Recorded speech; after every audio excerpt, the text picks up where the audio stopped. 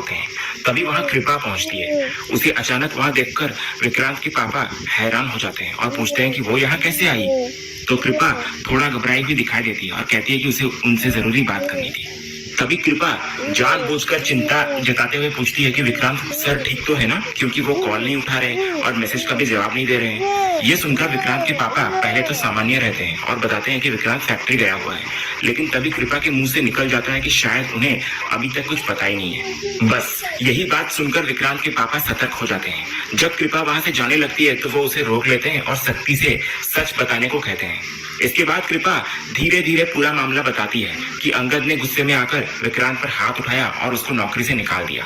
साथ ही वो ये भी कहती है कि इसी वजह से विक्रांत सर बहुत दुखी थे और अब फोन तक नहीं उठा रहे। ये सुनते ही विक्रांत के पापा का गुस्सा साफ दिखाई देने लगता है।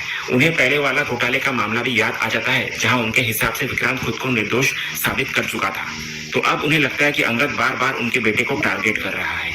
उनके चेहरे पर एक पिता का गुस्सा साफ नजर आता है और उन्हें ये बात बिल्कुल बर्दाश्त नहीं होती कि किसी ने उनके बेटे की बेइज्जती की और उस पर हाथ भी उठाया। इधर कृपा अपना काम पूरा करके वहां से निकल जाती है, लेकिन बाहर आते ही असली सच्चाई सामने आती है, क्योंकि वो तुरंत विक्रांत को फोन करके बता देती है कि उसने बिल्कुल वैसे ही सब कुछ उसके पापा को बता दिया जैसा उसने कहा था।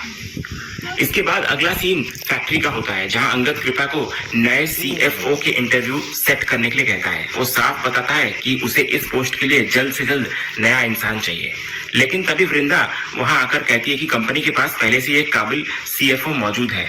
ये सुनते ही अंगद फिर से विक्रांत पर निशाना साधता है।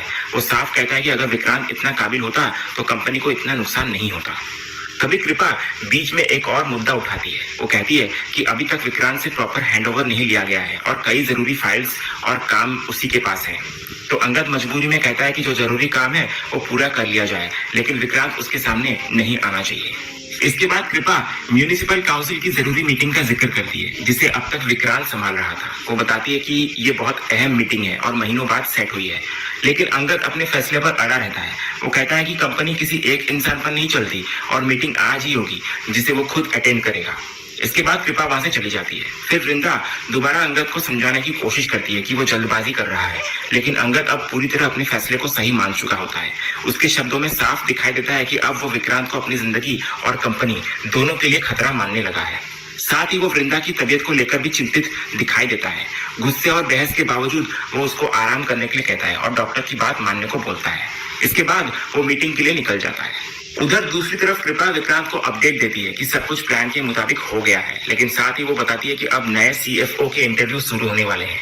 ये सुनकर भी विक्रांत बिल्कुल परेशान नहीं होता। वो पूरे भरोसे के साथ कहता है कि अंगद खुद उसको वापस बुलाएगा। तभी सामने से वृंदा आती दिखाई देती है और कृपा तुरंत विक्रांत को इशारा कर देती है। बस फिर विक्रांत वही अपना नया नाटक शुरू कर देता है। वो जानबूझकर कृपा को बड़े जिम्मेदार और वफादार कर्मचारी की तरह इंस्ट्रक्शंस देने लगता है। वो कहता है कि सारे बैलेंस शीट्स तैयार रखें, काम